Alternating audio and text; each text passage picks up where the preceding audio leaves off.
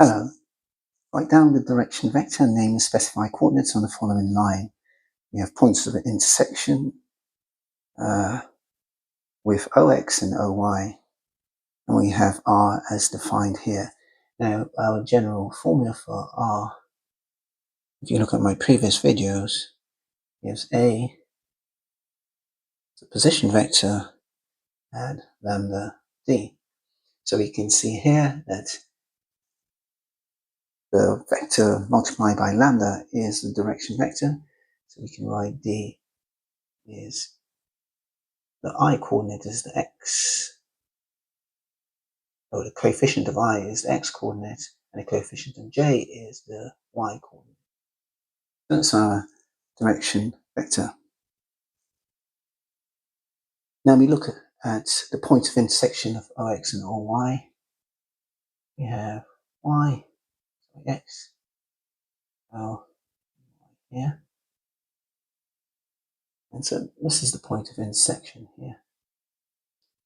And we need to find two values of lambda in order to determine our points of intersection, or the specified coordinates on the line, which is OX intersecting with OY. So first, we can set I to 0, and it allows us to find one of the values of lambda. So we'll have that 1 add 7 lambda is equal to 0. This implies that lambda is equal to minus 1 over 7. We make this 0, then all we're left with, and this 0, all we're left with is the coefficient of J is 1 here, added to 7 times lambda. And we set that equal to 0 because we're saying Y is equal to 0 for this. So next we set in J to be 0, and we can find our next value of lambda, which gives us 4 add 3 lambda is equal to 0. This implies that lambda is equal to minus 4 over 3. Now we have two values of lambda. We can find specified coordinates on the following line given here. Right.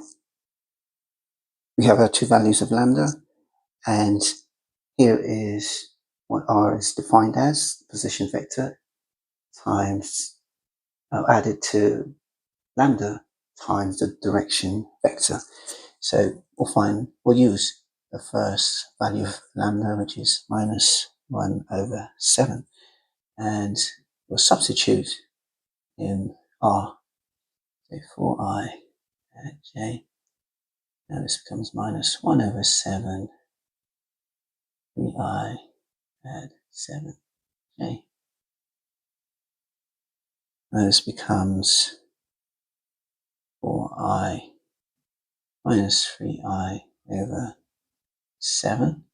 I urge you to go through this step by step. This is j, by the way. No, I, sorry. Please go through this step by step. And we can write this as 28i over 7 minus 3i over 7, which gives us 25i over 7. Now this implies that our coordinates this is the x coordinate, and so we have y set at 0 because remember it's the intersection of OX and OY given here, point of intersection. So our coordinates with lambda being minus 7 is 25i over In fact, we will not, we'll just use the coordinates. We're not talking about including the unit vector. So it's 25, well, it's 25i over 7 here, but we use the coordinates 25 over 7, the coefficient of the I component. Similarly, with the other value of lambda, which is minus 4 over 3, we have 4i and j minus 4 over 3, 3i, 7j.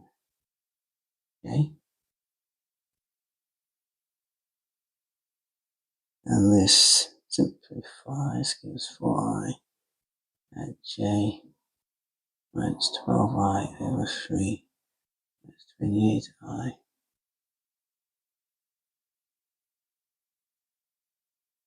over 28j over 3.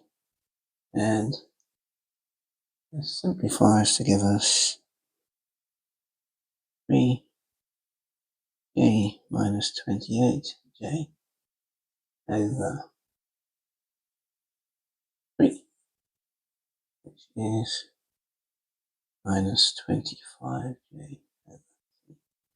Now, with lambda being minus 4 over 3, the coordinates here, now we have the x being 0, or the I component being 0, and we have the y component as minus 25 over 3. So there you have it. We've calculated both the specify for the points of intersection of OX and OY. We've named the specified coordinates on the following line, which is 25 over 7, 0, and 0 minus 25 over 3. Thanks for watching, and please subscribe to watch more videos. Bye for now.